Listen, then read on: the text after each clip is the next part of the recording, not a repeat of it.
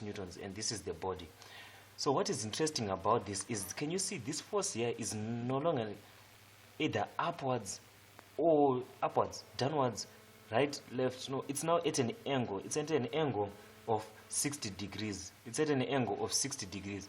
What is important, what is interesting about this is most of your questions will have something like this, where the force is at, where there is a force at an angle. So we need to know how to solve such questions.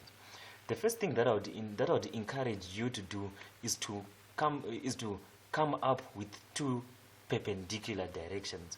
What I basically mean is, you remember when we were doing the other examples, there were two directions that were perpendicular. There was the vertical direction and the horizontal direction. So this vertical direction, vertical, is definitely perpendicular to the horizontal direction. So all you need to do in such cases where there are forces that are at an angle, you need to come up with perpendicular directions.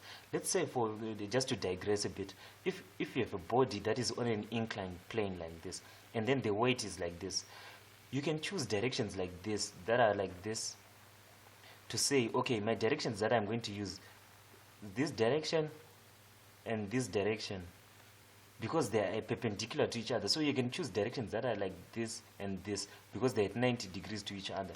Or on an inclined plane, I usually prefer to choose directions that are like this: a direction perpendicular to the plane and a direction along the plane.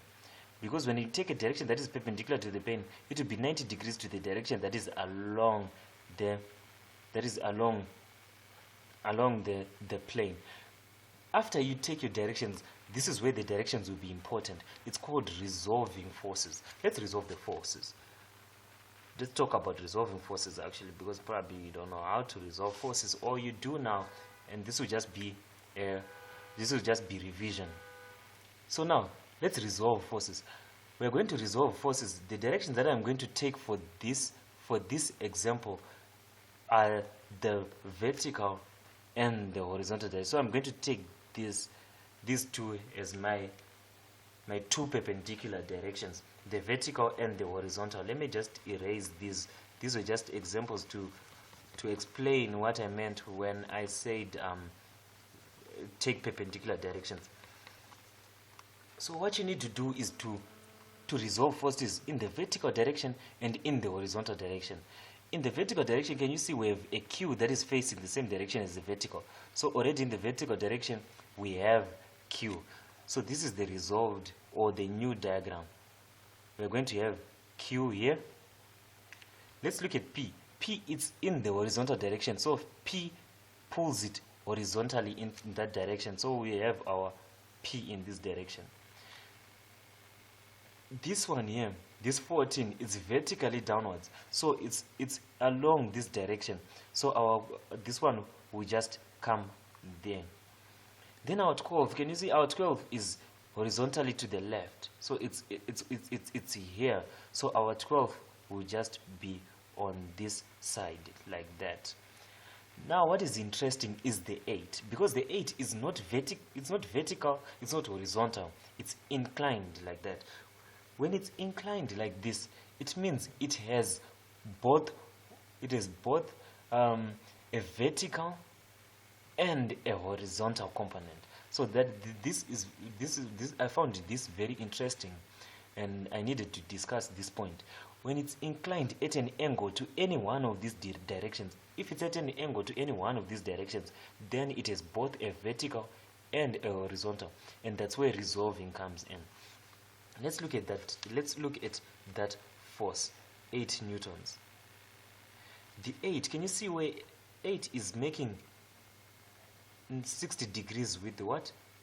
With the horizontal direction. So it's making 60 degrees with the horizontal direction like that. And this will be the vertical direction, this is the horizontal direction. But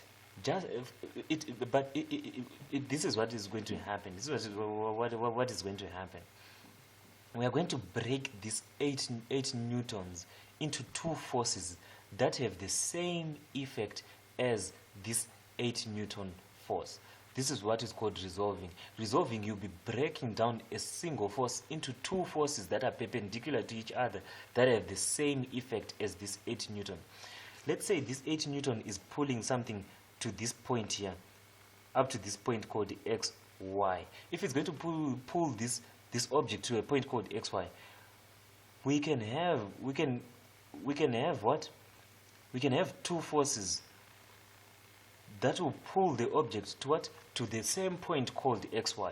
So in that case, we have a force that will what? Pull it downwards for it to go to y, and also pull it horizontal, so that this object will move in this direction and then what? End up at xy, just as if it was being pulled by a single what?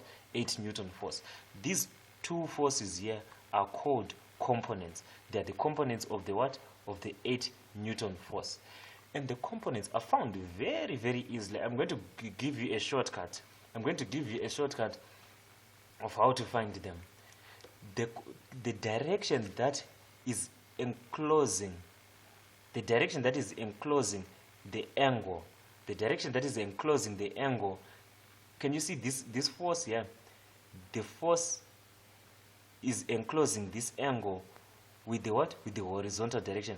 So the component on this side is the one that is going to have something called cosine. This is what I basically mean. Can you see that this angle is trapped between the force and the horizontal direction? It's trapped between the force and the horizontal direction. So the component on this side will have cosine, as in the component on this side will have the cos 60. I think here I'm just now taking shortcuts. In the next, let me explain this concept in the next video, because my timer is left with 1 minute to record. So let me save what I've recorded and start again this concept.